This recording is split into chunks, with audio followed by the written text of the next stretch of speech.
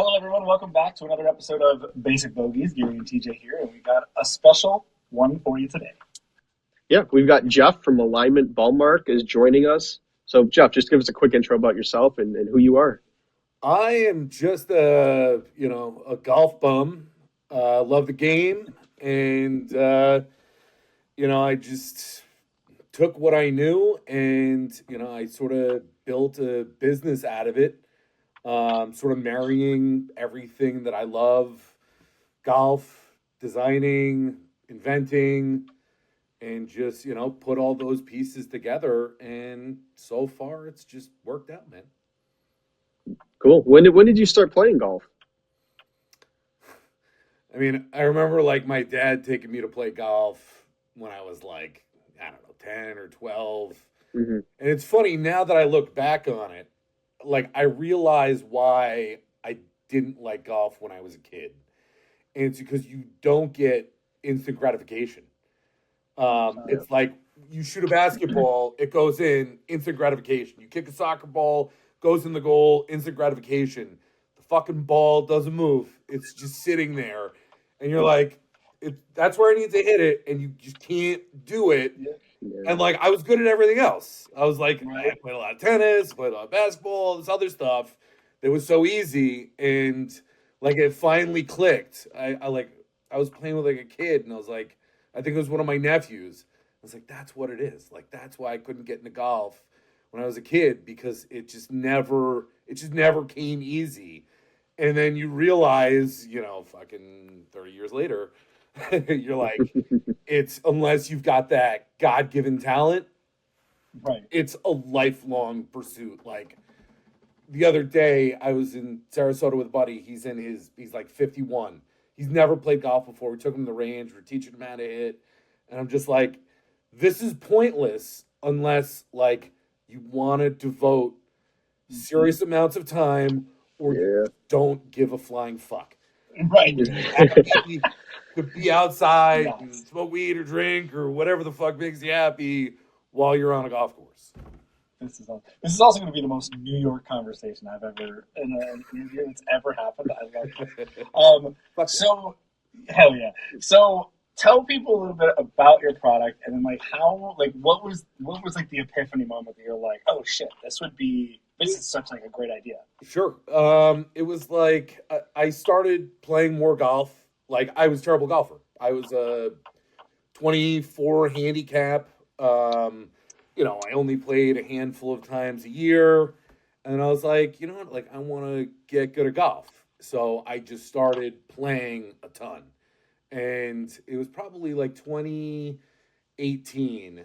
And like, one thing that I started doing was lining up my ball when I putted.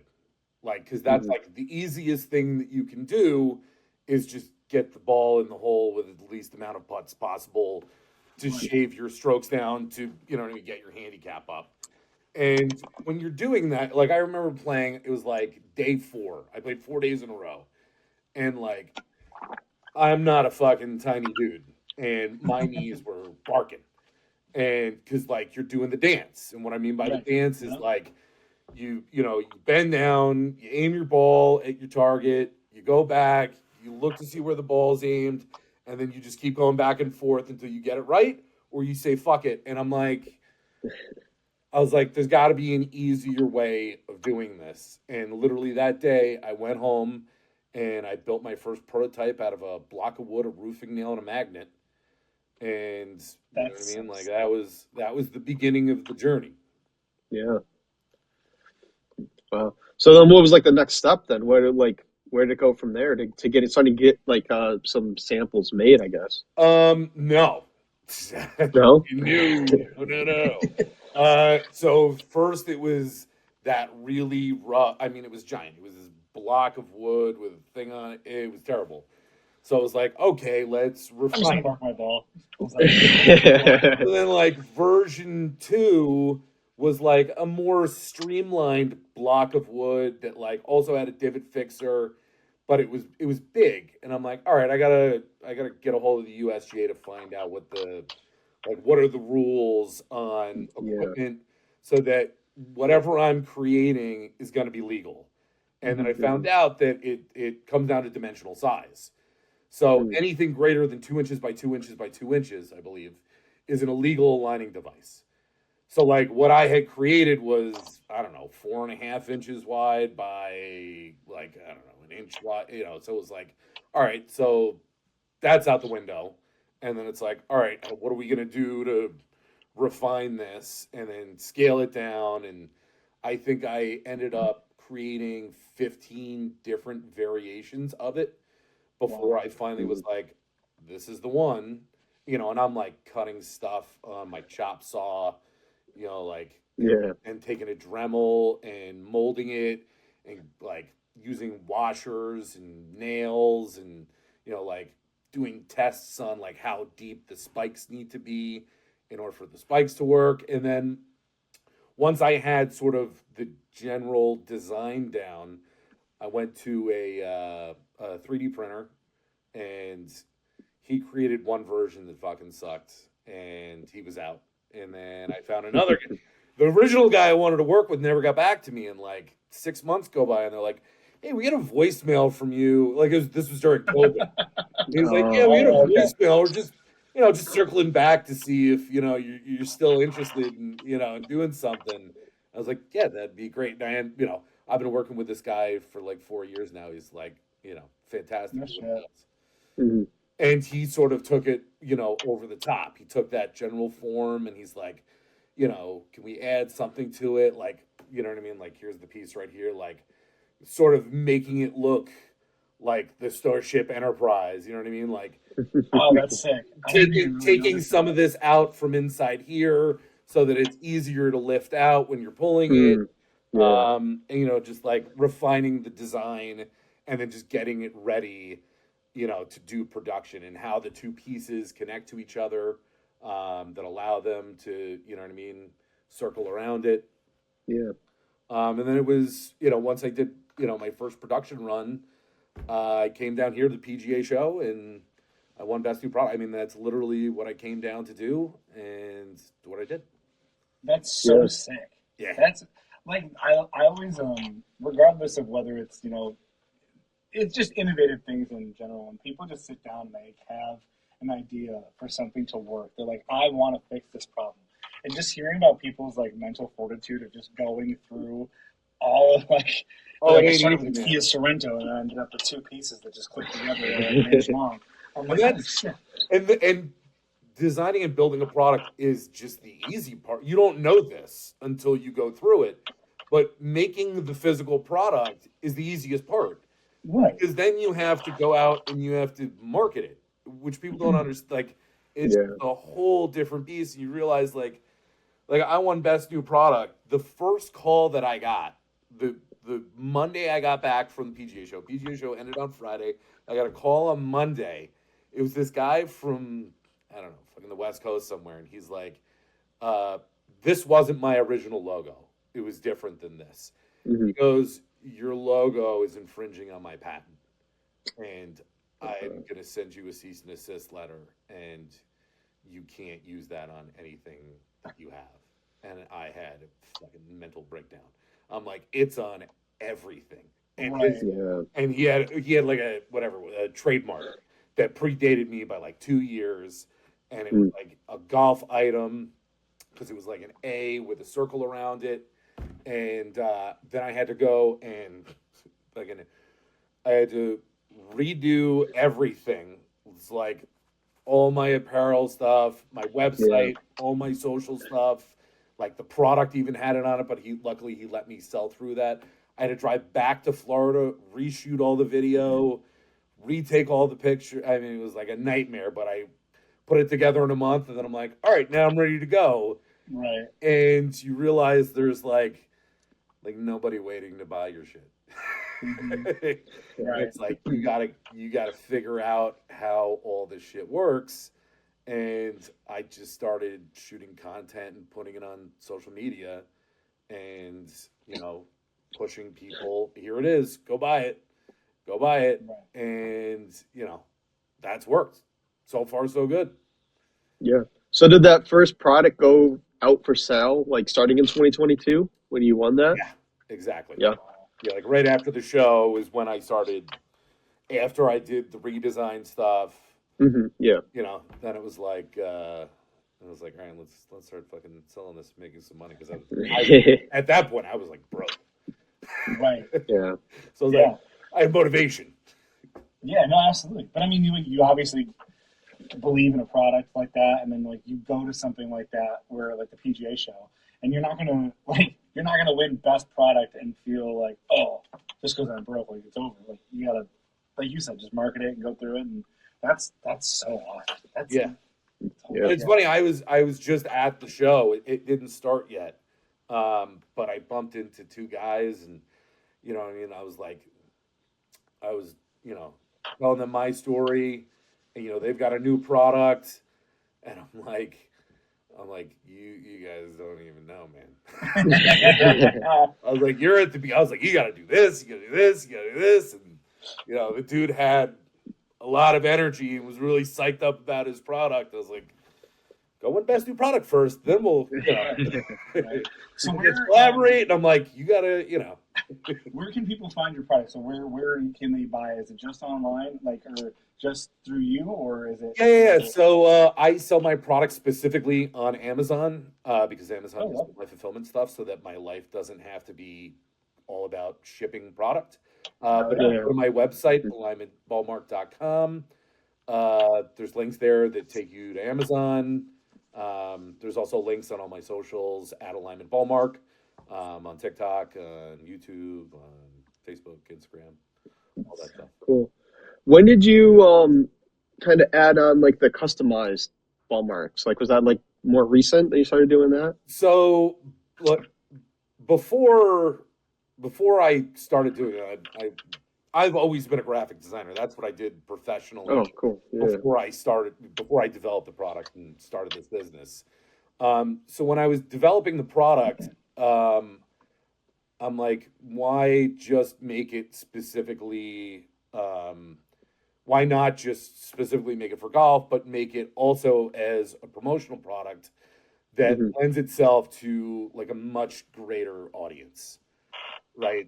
So like, I mean, still within golf, but it's like the thing that blows my mind is like how popular the golf ball is as a promotional item from a branding aspect.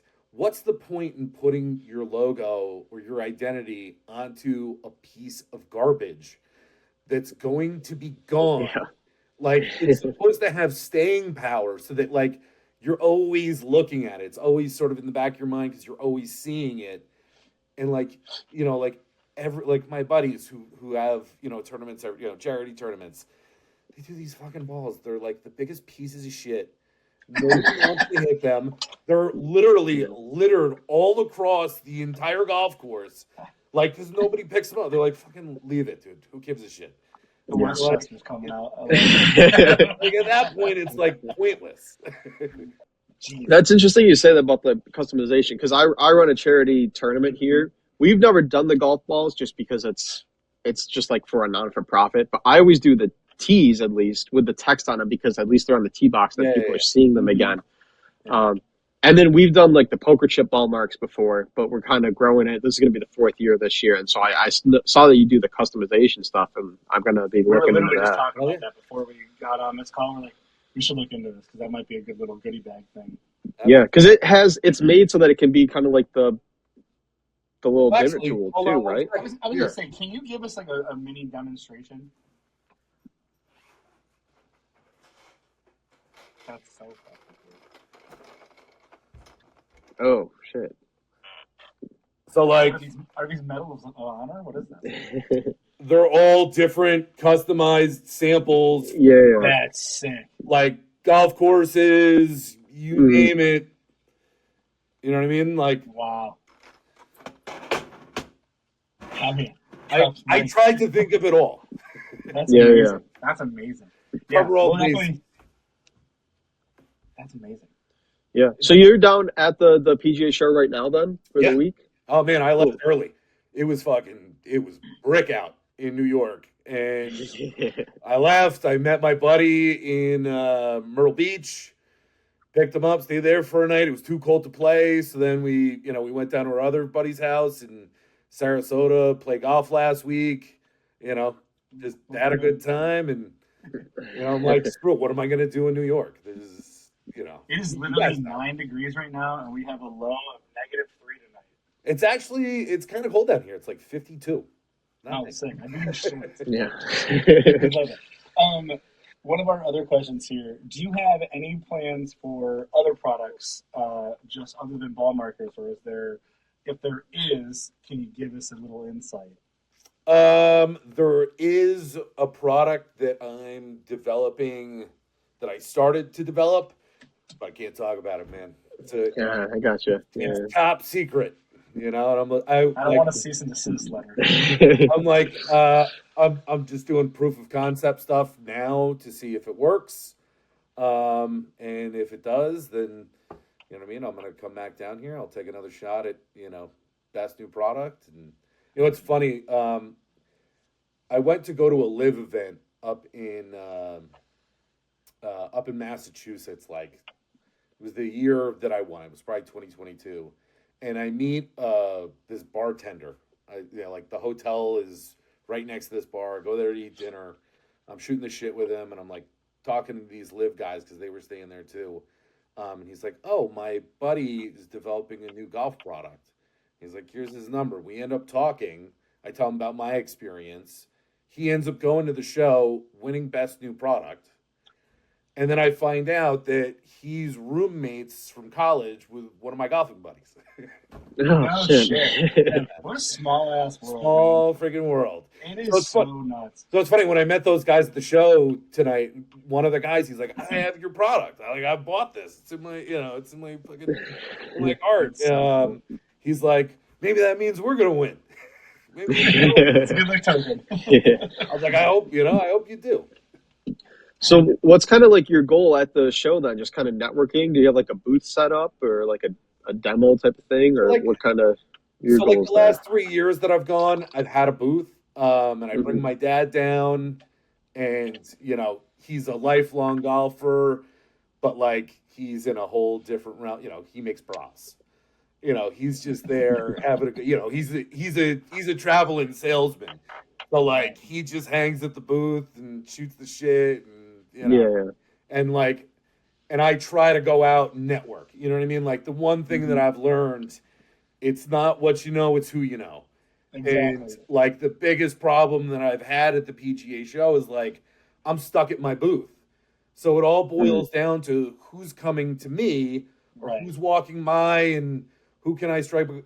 I'm stuck there. And this year I was like, you know what? I want the freedom to just work the show and go around. And like before I jumped on this call with you guys, I was writing down a list. I'm looking up all the exhibitors, just trying to find people to go talk to. And, you link up with people and you find people that you can help and they can help you. I mean, like one of my good buddies, Lloyd, he does golf gloves called Copper Tech. I met him at a show in, I don't know, New Jersey or something. I was just walking through the show, passing by, saw there was a golf show. And, he's an awesome dude. He's been doing this for like 25 years, and now we're buddies. Hell yeah, man. He tells me, I tell him what not to do. He tells me what not, you know what I mean? Like, right. Yeah, I mean, because you're my favorite quote, and I think I've said it on here before, though. It's like, you're 2 handshakes away from everything. You have no idea, like, who knows what, but like you said, it's not what you know, it's who you know. And you get out there, like, I've got a background in music, he's got a background in music, too, like, that kind of stuff. You never know. You could be sitting in a bar just shooting the shit with somebody, and the next thing you know, freaking Tiger Woods' nephew's walking, and you're like, what the hell's going on here? That's crazy shit. Thanks for watching today's episode. To see more of our content, be sure to follow us on Instagram, TikTok, and subscribe on YouTube. We can be found at Basic Bogeys on all platforms. Thanks. We hope to see you on the next one.